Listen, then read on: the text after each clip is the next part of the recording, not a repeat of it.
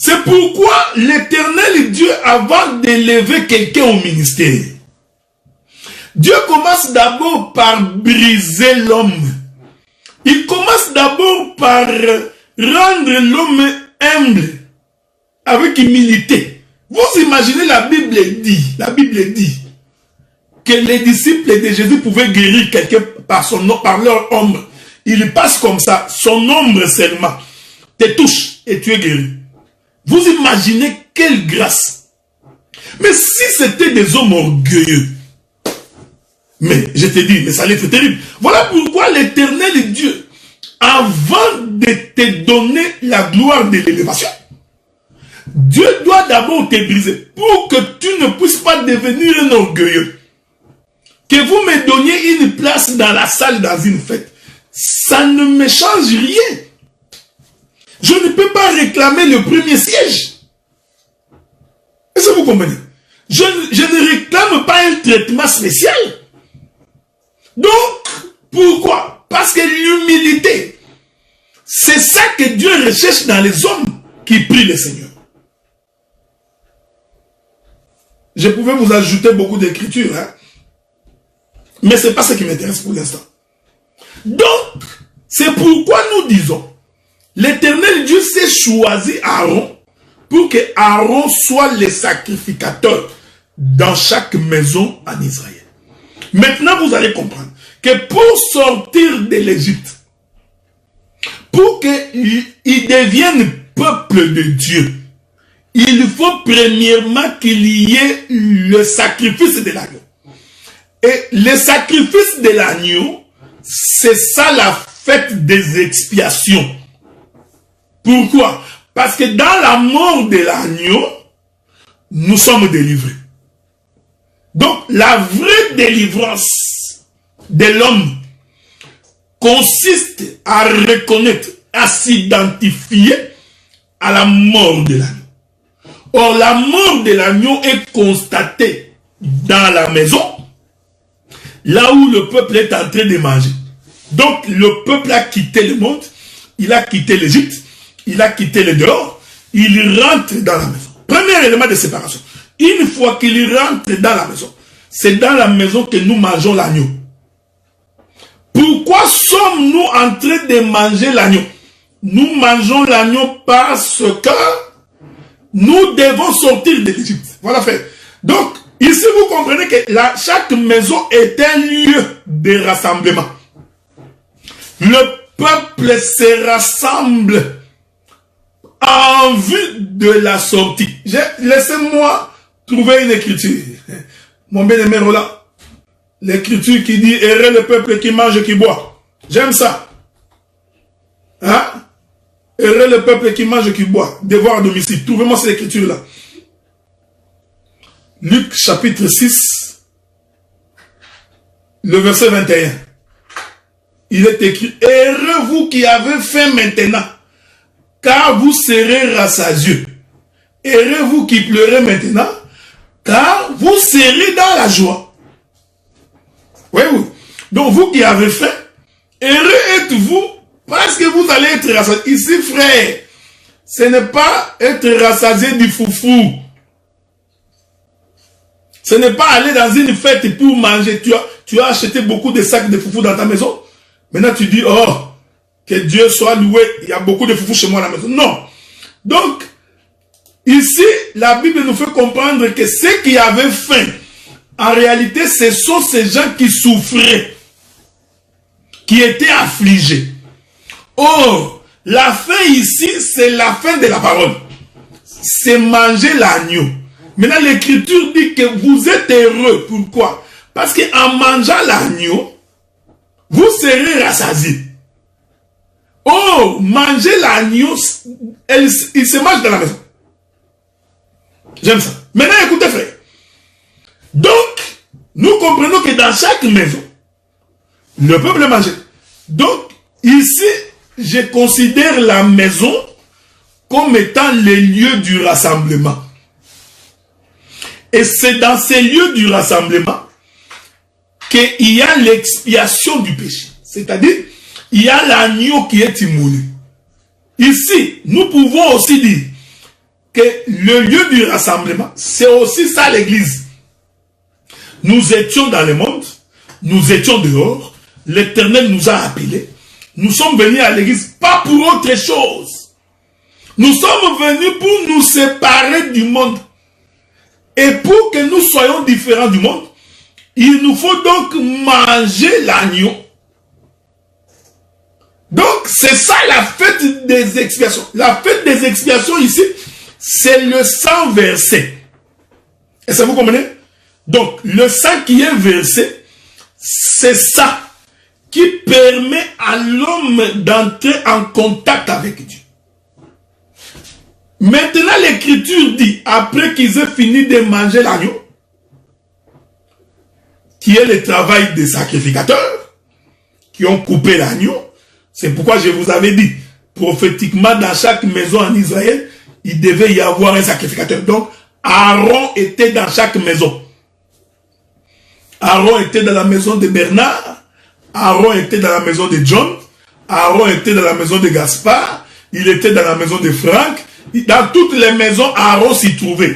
Ici, quand je dis Aaron, ce n'est pas la personne d'Aaron, c'est le travail du sacrificateur. Donc, quand on voyait la sacrificature, on comprenait que le ministère d'Aaron est en train de travailler. Est-ce que vous comprenez? Maintenant, quand ils sont sortis,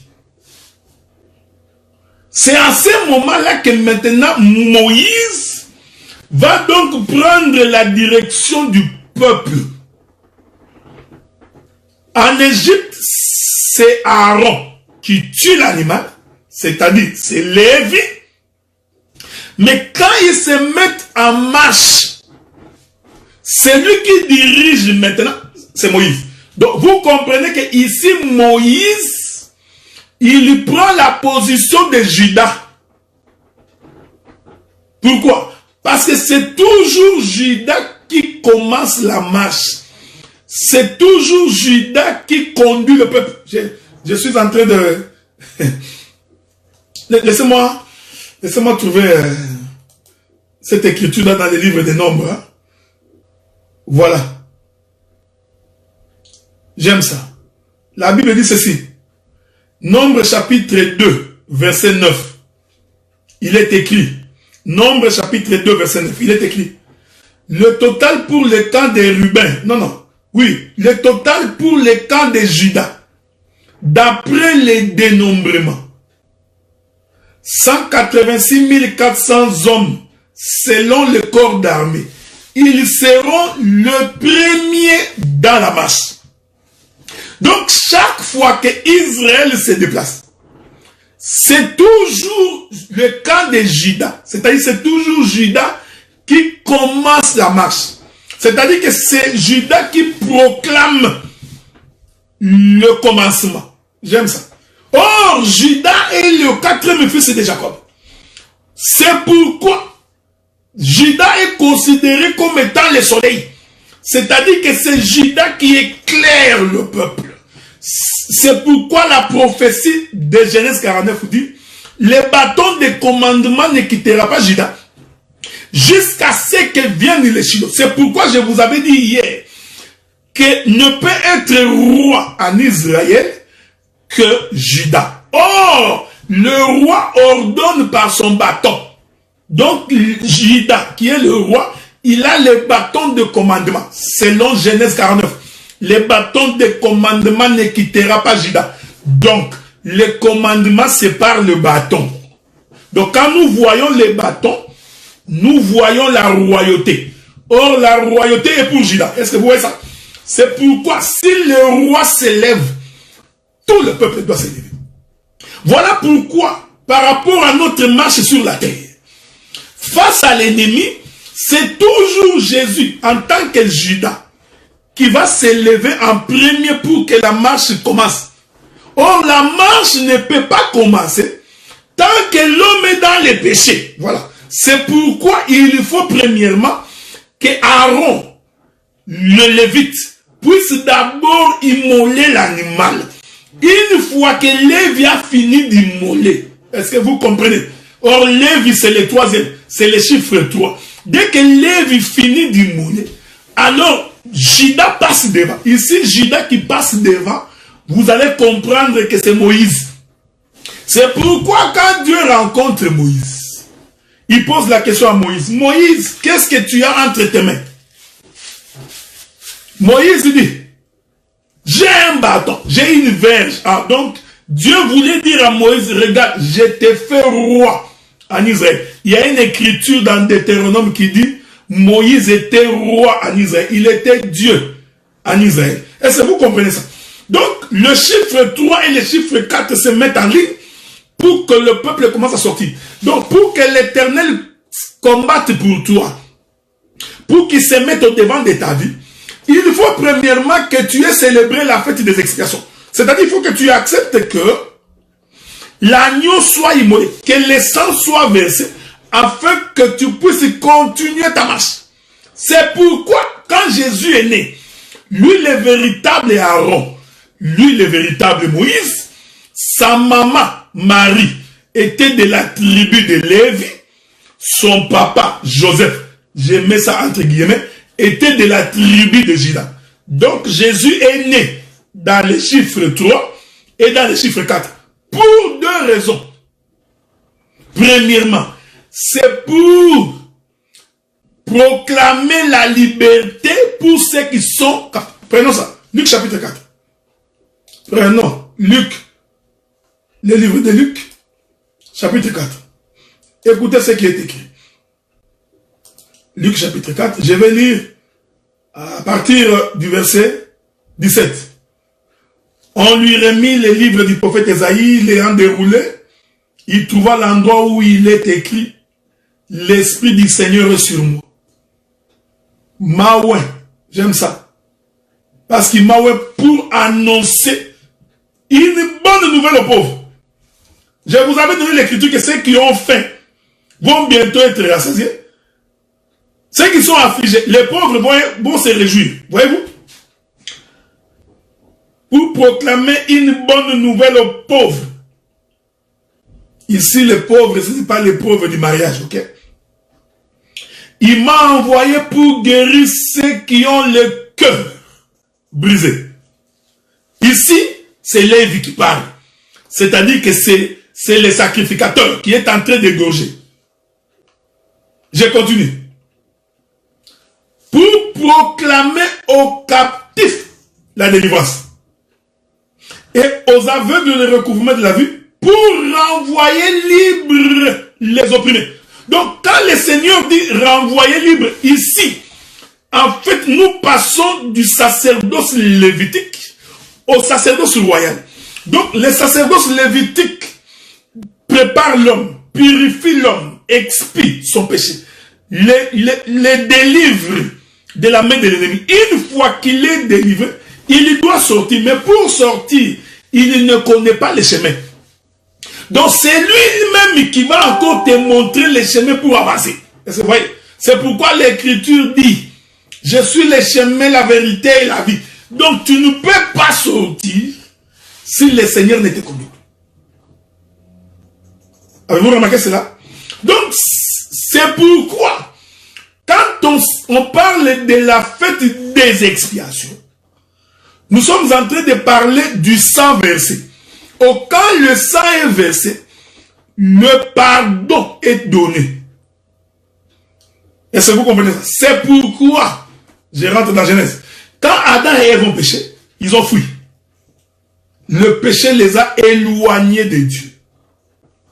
C'est pourquoi quand l'Éternel vient les rencontrer, la Bible dit que Dieu fit pour Adam et sa femme des vêtements en peau d'animal. En d'autres termes, il y a eu la fête des expiations. C'est-à-dire que le sang a été versé. C'est pourquoi nous disons que quelqu'un ne peut pas invoquer le sang. Parce que vous comprenez que le sang versé, c'est une fête d'expiation pour nous rappeler que quelqu'un a donné sa vie pour que nous soyons libres. Donc, ça veut dire que pour que nous soyons délivrés du péché. Donc, le sang de Jésus nous sert à attester que nous sommes délivrés du péché. Donc le sang de Jésus n'est pas quelque chose à invoquer. Tu invoques le sang de Jésus qui descend sur ta maison, sur tes cheveux, sur tes assiettes. Non, non. Donc le sang de Jésus n'est pas un détergent. Vous comprenez? Ce n'est pas un détergent pour laver tes assiettes. Que le sang de Jésus tombe sur mes vêtements. Que le sang de Jésus environne que le culte soit rempli par le sang de Jésus. Non. Le sang de Jésus a été versé, c'est l'expiation. C'est-à-dire c'est le sang versé. C'est-à-dire c'est une vie qui a été donnée. Et cette vie a été donnée pour que toi, tu sois délivré des Égyptiens. C'est ça la raison. Le sang a été versé pour que tu quittes. Pour que Dieu te pardonne. Pour que Dieu te pardonne de ta difficulté. Pour que Dieu te pardonne de tes péchés. Pour que tu commences une nouveauté de vie. Maintenant, vous allez comprendre que quand on sort de l'Égypte, en réalité, nous commençons une nouveauté de vie. Est-ce que vous comprenez? Donc, celui qui sort de l'Égypte vient de naître. C'est pourquoi le sang est le témoignage de la nouvelle naissance. Mais quelqu'un ne peut pas invoquer le sang. Parce que quand vous commencez à invoquer le sang, vous faites des orgies. Donc, vous êtes des sciences occultes. Vous êtes dans... Est-ce que vous comprenez? Non. On ne peut pas invoquer le sang. Mais nous savons pourquoi le sang a été versé. Parce que c'est ça la fête des expiations. C'est pour que celui qui était pécheur, qu'il soit délivré. En d'autres termes, le pardon t'est accordé. La fête des expiations, c'est la fête des pardons. Est-ce que vous comprenez? C'est pourquoi l'Éternel Dieu, dans une première dispensation, il va donc faire porter à Adam et Ève des vêtements. De la peau de l'animal. Nous comprenons que l'Éternel Dieu a dû prendre un animal qu'il a égorgé. Le sang a été versé pour que l'homme soit vêtu. J'aime ça. Si le sang n'est pas versé, tu resteras nu. Donc, les vêtements, tu ne peux l'obtenir que si le sang est versé. C'est-à-dire, s'il y a expiation. Une fois qu'il y a expiation, tes péchés te sont pardonnés. Maintenant, tu peux porter un vêtement. Tu ne peux pas porter un vêtement tout en étant sale. Non.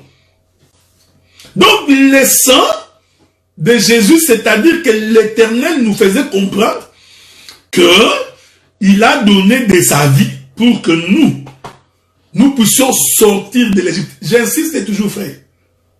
Le ministère, c'est préparer l'épouse à quitter le monde, à ne pas vivre comme les gens de ce monde. Le ministère, nous ne sommes pas ici pour faire les MOPAP. Mobilisation, propagande et animation politique. On ne fait pas les djalelou. Ces choses ici, nous les prenons très au sérieux. Parce que cela dépend de notre vie. Nous prenons ces choses très au sérieux. Quand je dis prendre ces choses au sérieux, je te demande de prendre ta vie au sérieux. De vivre en craignant Dieu. De vivre en respectant la parole. Tu dois prendre ça très au sérieux. Est-ce que vous comprenez? Donc, c'est une question de vie ou de mort. Ici, ce n'est pas une question de camaraderie parce que nous sommes habitués. Non, c'est une question de vie et de mort. Le Seigneur, il a fait ces choses pour que nous nous quittions. Le monde, pour que nous quittions notre état du péché. Voilà pourquoi la fête des expiations. Je rentre dans Lévitique 23, 28. Lévitique 23. Je rentre là-bas. C'est pourquoi j'ai dit, frère, il est écrit, là où j'avais lu avec vous.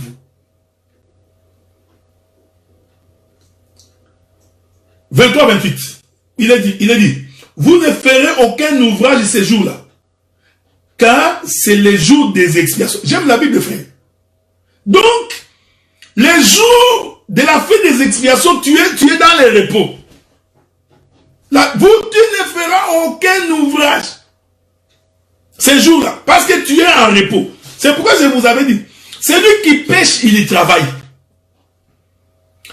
Pour qu'il rentre dans le repos, il faut qu'il arrête de pécher. Il est écrit. Ce que j'aime ici, c'est le verset 29. Lévitique 23, 29. Toute personne qui ne s'humiliera pas ce jour-là sera retranchée de son peuple. C'est ici que je vais conclure. La fête des expiations, c'est l'humiliation. Il faut apprendre à s'humilier. La Bible dit, je répète ça, l'Éternel Dieu résiste aux orgueilleux. Il fait grâce aux humbles. Frère, humble ici, ce n'est pas que tu marches comme ça. Bonjour. Non, ce n'est pas ça humble.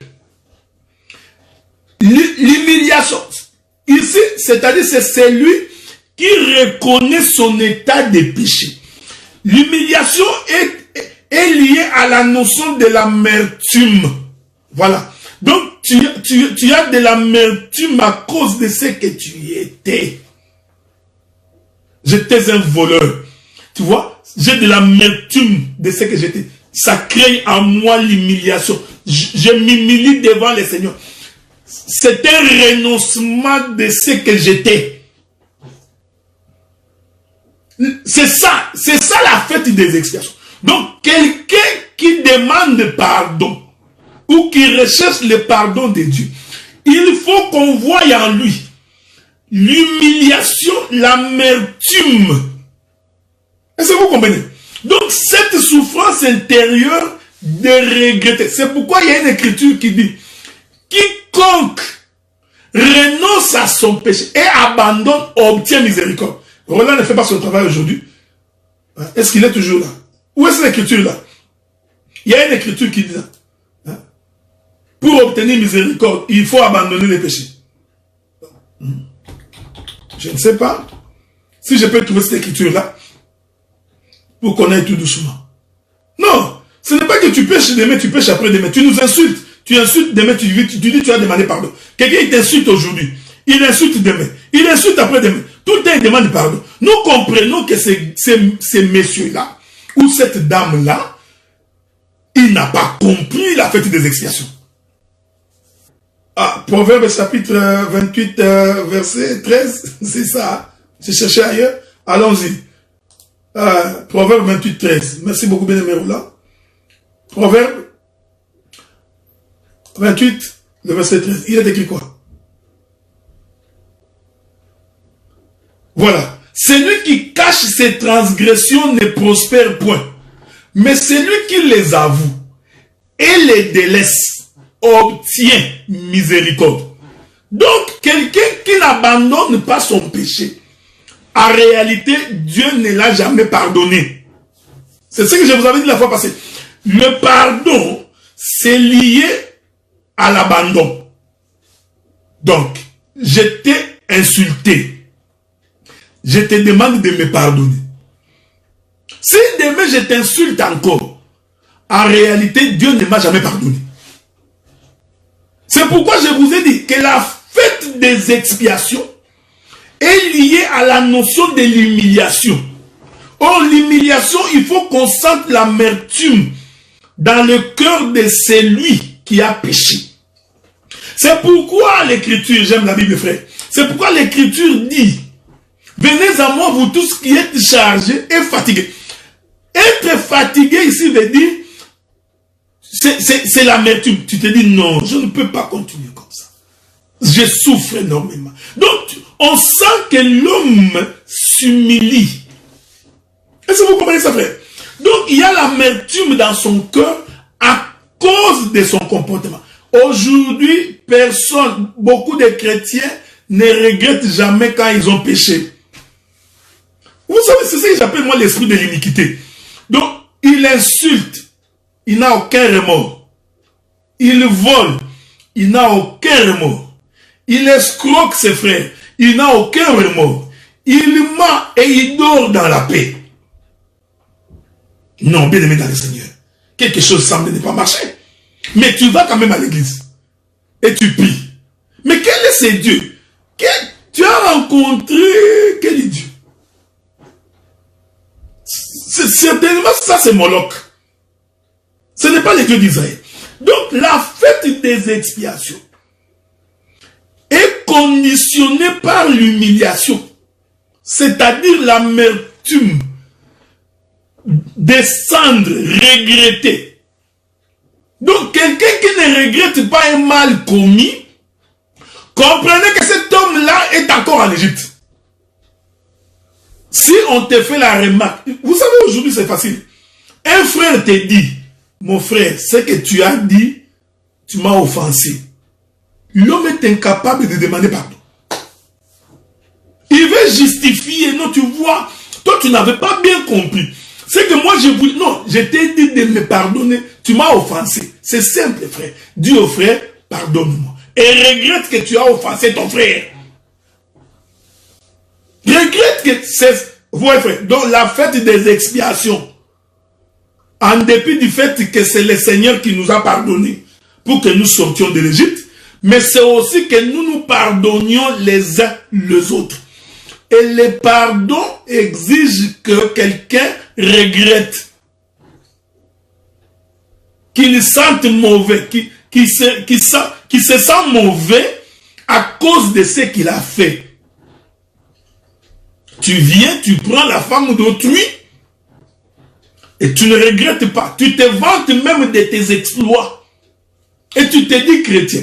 L'homme se vante des exploits. Tu vois moi, tu vois ce frère-là. Tu sais pourquoi il ne m'aime pas? Parce que moi, c'est à cause de... Un diabolique, un satanique. Vous comprenez ce que je dis? Donc tu dragues la femme de ton frère dans sa propre maison. Nous avons déjà comme ça. Tu dis que tu pries le Seigneur. Tu es entré, donc tu regrettes même pas. Tu n'as aucun regret. La femme de ton frère te dit que je suis marié, mais tu continues. Tu continues. Mais frère, une persévérance diabolique. De la témérité. C'est ce qu'on dit ça. Hein? C'est de la témérité diabolique, quoi. La fête des expiations, c'est le pardon. Et ici, frère, j'insiste pour dire que le pardon, ce n'est pas parce que tu es venu nous dire, frère, pardonnez-moi ou je vous pardonne. Non. Le pardon exige l'humiliation. Regretter ce que tu as fait. Parce que c'est dans les regrets que tu prendras la résolution de ne plus recommencer. C'est dans les regrets que tu commences à comprendre que ce que j'ai fait est mauvais. Ce que j'ai fait n'est pas bien. Je ne vais plus le recommencer. C'est pareil dans toute la vie. Dans des églises, dans des foyers, dans des maisons, dans des écoles. Quand tu demandes pardon, c'est parce que tu as regretté ce que tu as fait. Et tu as pris la résolution de ne pas recommencer. Nous avons des frères. Il y a des frères qui pêchent en avance. Quelqu'un qui pêche en avance. Non, non, non. L'homme est terrible. J'ai vu des hommes, mais les hommes, je te dis que non, non, non, non, non, non. L'homme, il a des péchés en crédit. Donc il prend déjà les péchés, il les met dans les comptes bancaires. Avant. Tu vois, il y a des gens comme ça. Les crédits, les péchés en crédit. Donc il décide déjà, il dit, les jours où je croiserai ces frères-là, tu vois, il n'a pas encore croisé les frères. Lui n'a pas encore croisé les frères. Mais il prend déjà la résolution.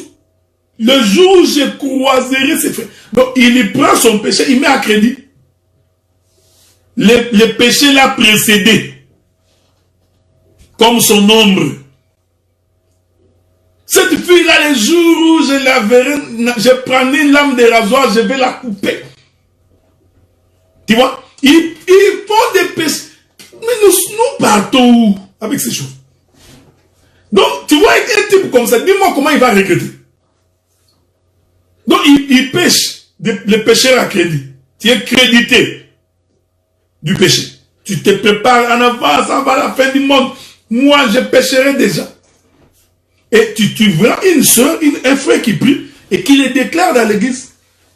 Dans l'église du Seigneur. Tu entendras quelqu'un qui dit, cette soeur, je ne l'aime pas. Voilà, tu vois. Je l'aime, mais il est dans une église. Oh, mes frères, nous allons.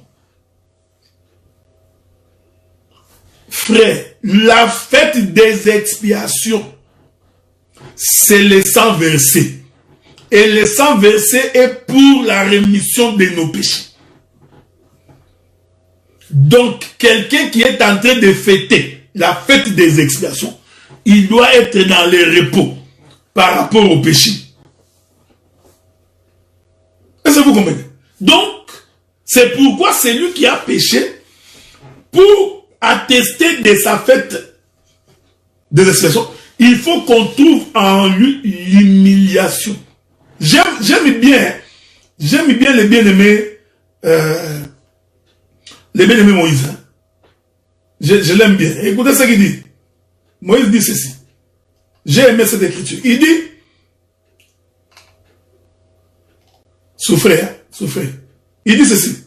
Toute personne qui ne s'humiliera pas à ces jours-là sera retranchée de son peuple. Maintenant, je vais te dire. Tout celui qui ne s'humilie pas n'entrera pas au ciel. Tout celui. Ici, ce n'est pas moi qui porte un jugement sur toi. Parce que s'humilier ici, c'est reconnaître son tort, reconnaître son péché, reconnaître son mal. Ainsi, Dieu peut te pardonner alors tu sortiras de l'Égypte. Mais si tu adores encore les concombres, la viande boucanée, tu aimes bien manger, je te conseillerais de rester encore en Égypte. Le pardon, deux choses vraies. Il faut que celui qui a offensé, qu'il regrette ce qu'il a fait. Et qu'il prenne la décision, la résolution de ne pas recommencer. De ne pas recommencer ce qu'il a fait. C'est alors qu'il obtiendra miséricorde. Ça c'est un. De deux. Toi à qui on a offensé, il faut aussi que tu pardonnes et que tu oublies. Je sais qu'en tant qu'humain, tu ne peux pas oublier, mais je crois que l'Éternel Dieu a la capacité de te donner le pouvoir d'oublier. Mais que celui qui demande pardon, demande sincèrement pardon avec l'intention de ne plus recommencer. Pourquoi?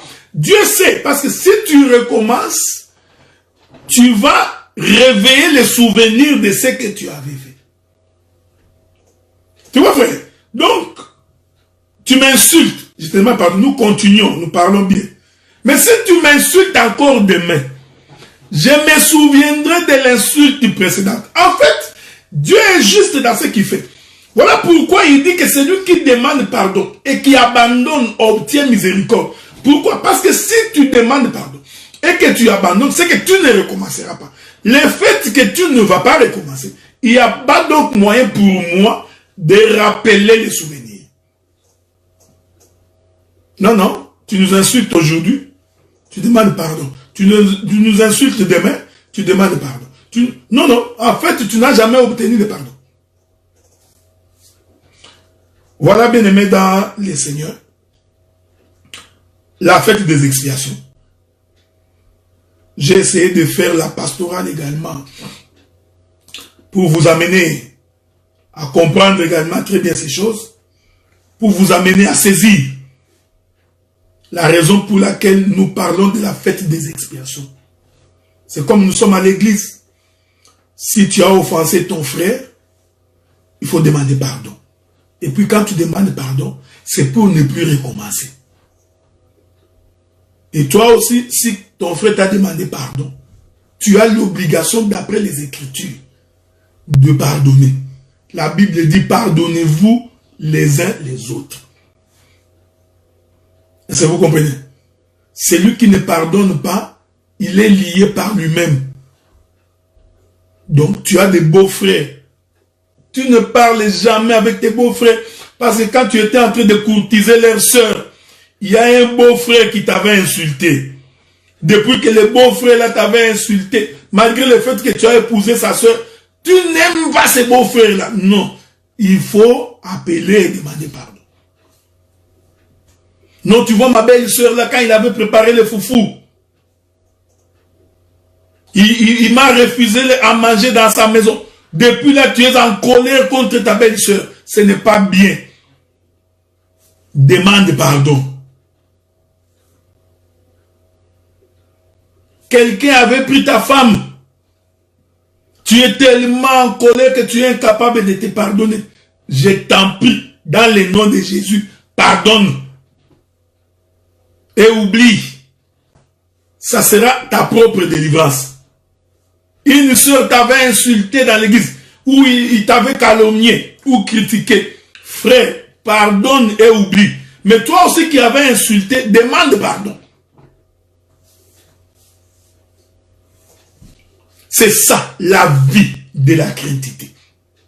Et vous allez voir que lorsque le pardon sera au milieu de nous, nous vivrons en paix et dans la tranquillité. Voilà, bien-aimés dans le Seigneur, je viens de finir mon intervention de ce dimanche.